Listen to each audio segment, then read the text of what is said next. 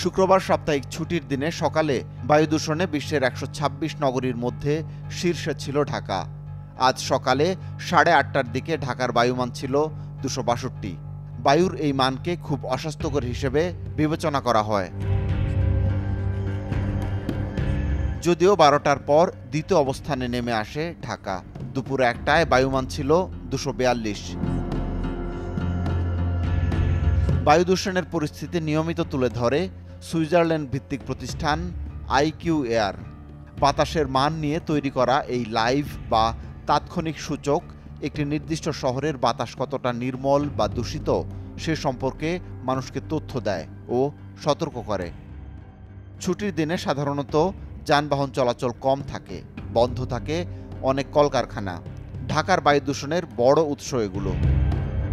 গত সোম ও বৃহস্পতিবার অর্থাৎ ২ ও ৫ ডিসেম্বর ঢাকার বায়ু ছিল ঝুঁকিপূর্ণ বা দুর্যোগপূর্ণ, অর্থাৎ বায়ুমান ছিল ৩০০-র বেশি। পরপর ৩ দিন টানা ৩ ঘন্টা করে দূষণ এ পর্যায়ে থাকলে জরুরি স্বাস্থ্য পরিস্থিতি ঘোষণার রীতি আছে। ঢাকার বায়ুর আজ যে মান তা যে কোনো মানুষের জন্যই ক্ষতিকর।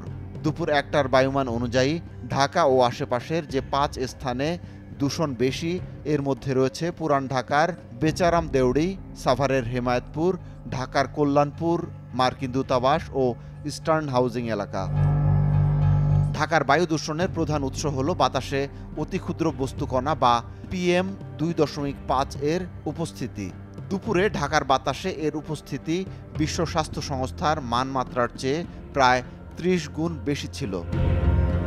বায়ু দূষণের এমন পরিস্থিতিতে আইকিউ এয়ার পরামর্শ দিচ্ছে ঘরের বাইরে গেলে মাস্ক পরিধানের। এছাড়া পরামর্শ দিয়েছে খোলা স্থানে ব্যায়াম না করা, ঘরের জানলা বন্ধ রাখার।